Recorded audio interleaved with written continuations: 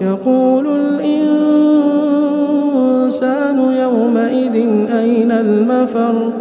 كلا لا وزر إلى ربك يومئذ المستقر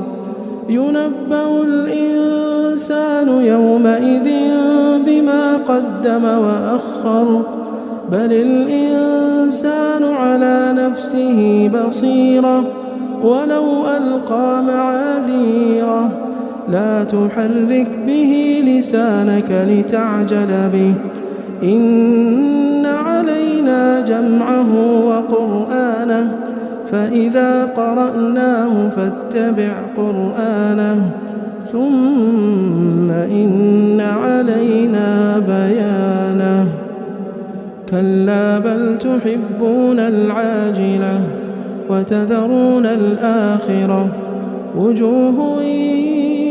يومئذ ناظرة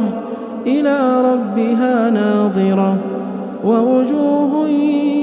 يومئذ باسرة تظن أن يفعل بها فاقرة كلا إذا بلغت التراقي وقيل من راق وظن أنه الفراق والتفت الساق بالساق إلى ربك يومئذ المساق فلا صدق ولا صلى ولكن كذب وتولى ثم ذهب إلى أهله يتمطى أولى لك فأولى ثم أولى لك فأولى أيحسب الإنسان أن يترك سدى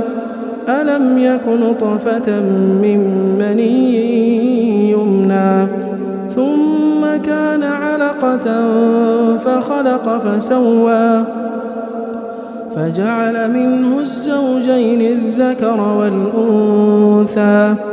أليس ذلك بقادر على أن يحيي